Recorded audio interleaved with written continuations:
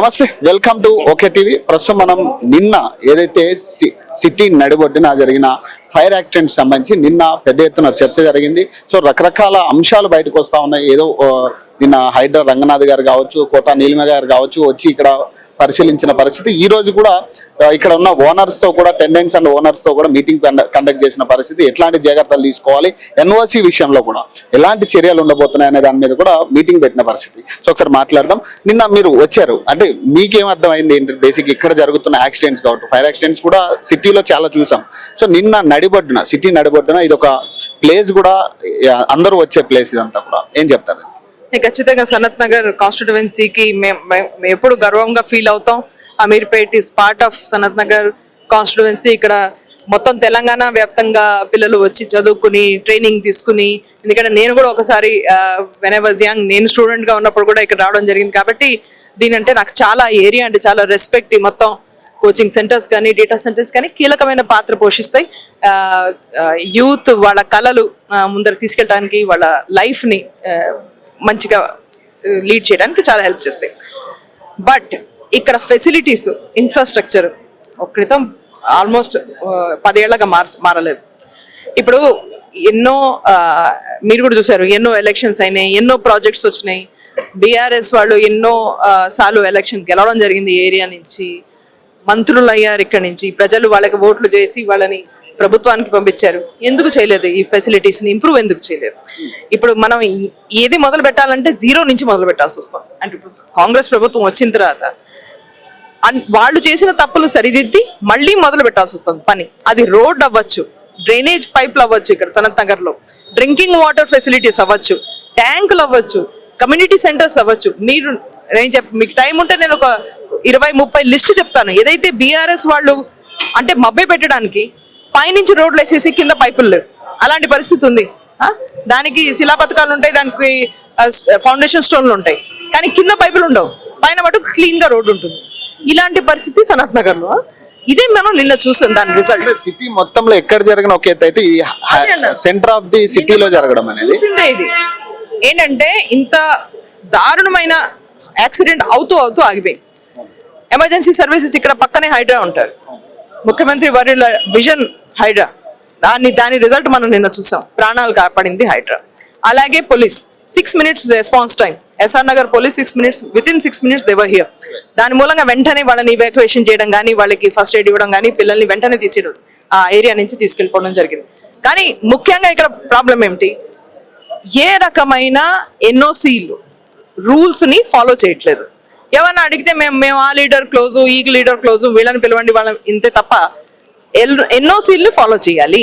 ప్రాణాలని కాపాడాలి. మన భవిష్యత్తు, యూత్ అంటే మన భవిష్యత్తు, వాళ్ళని చక్కగా చదువుకుని ముందరకెళ్ళేటట్టు చూడాలి. రాజకీయ నాయకుల నిర్లక్ష్యం అనుకోవచ్చు అది. ఎందుకంటే బేసిక్ గా జిహెచ్ఎంసీ అధికారులు ఈవెన్ కమింగ్ టు అధికార పార్టీకి సంబంధించి ఉంటారు. సో మరి జిహెచ్ఎంసీ అధికారులు కూడా దీని మీద చర్యలు తీసుకోవాల్సిన జాగ్రత్తలు ఉన్నాయి. అదే ఇవాళ మీరు చూసారు కదా, ఒక్క పిలుపుకి అందరు జిహెచ్ఎంసీయే కాదు, ట్రాఫిక్, ఫైర్ వాళ్ళు, హైడ్రా వాళ్ళు, పోలీసు అందరు వచ్చారు ఇక్కడ.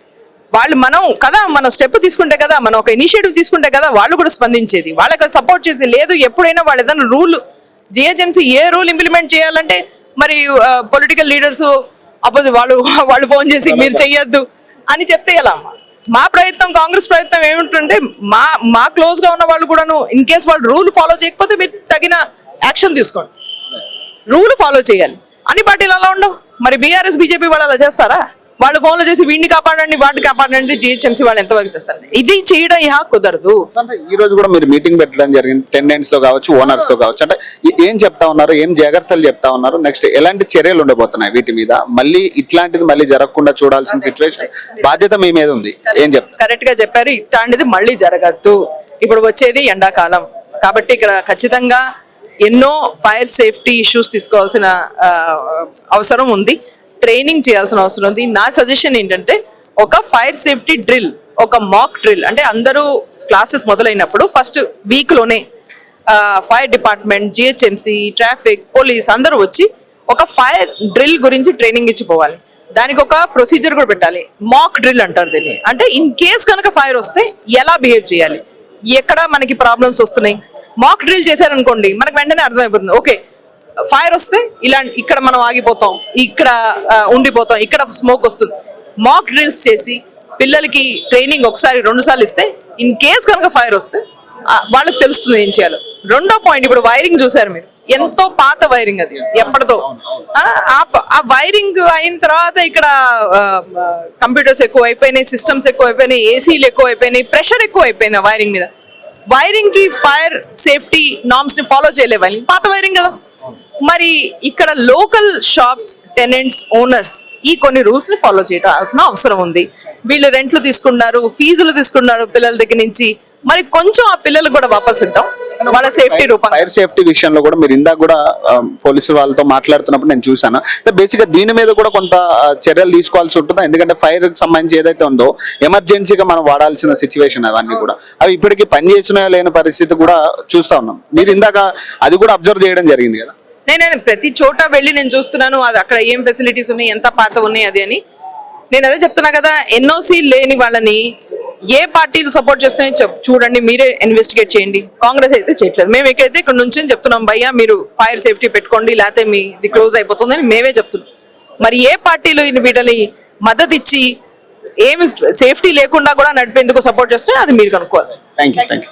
సో ఇది కోట నీలిమ గారు చెప్తున్నమాట. సో ఏదేమైనా కూడా నిన్న ఏదైతే ఫైర్ ఇన్సిడెంట్ కి సంబంధించి ఖచ్చితంగా ఇక్కడ ఓనర్స్ టెనెంట్స్ కూడా అప్రమత్తంగా ఉండాలంటూ కూడా ఎన్ఓసి లేని చోట్ల ఖచ్చితంగా చర్యలు ఉంటాయంటూ కూడా ఆమె మీటింగ్ పెట్టడం జరిగింది ఈ రోజు. సో ఏదైనా ఇక నుంచి ఖచ్చితంగా దీని మీద మానిటరింగ్ ఉంటుందంటూ వారు చెప్తా ఉన్నారు. సో మరిన్ని అప్డేట్స్ కోసం చూస్తూనే ఉండండి ఓకే టీవీ.